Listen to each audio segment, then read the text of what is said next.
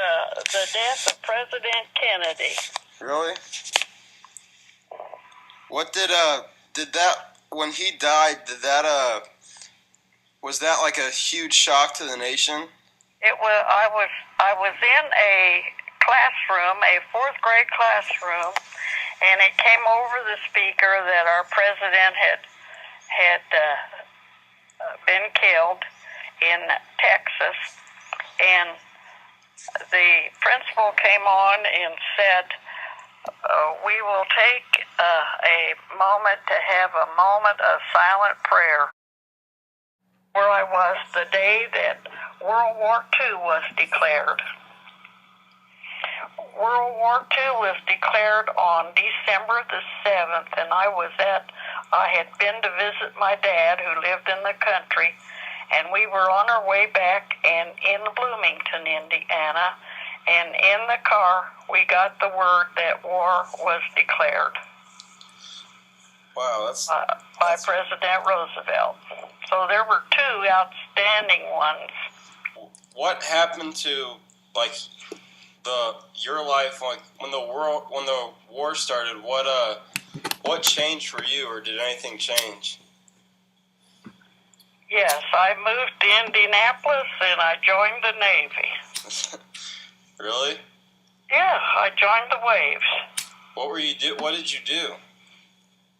I moved to Indianapolis, and right away I tried to get work, and I got a job in the city. But in about a year and a half, I had a good job at an airplane factory in Indianapolis, and I decided I'd join the Navy, and I just joined the Navy and went to New York City. Really? Yeah, I trained in the Bronx, New York.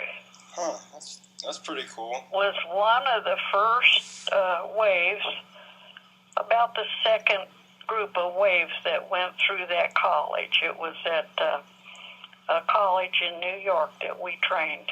So how long did you work at that? How long? Not very long. Probably 4 or 5 months. 4 or 5 months? And I was due to be shipped out to, I wanted to go to real bad respiratory infection, and they sent me to sick bay. And when I got over it enough, they sent me home. Really? So I never served after that. So you just got to go home after that? Yeah, they sent me back, here. That's cool. So when you were a kid, did you in school have to do like bomb drills and stuff like that?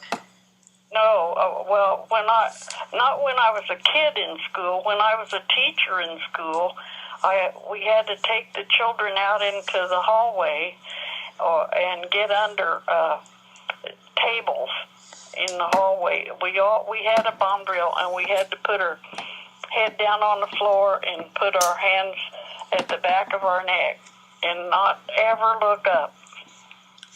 Wow, that sounds like a kind of a scary experience to have to do that. We did that, probably once a week.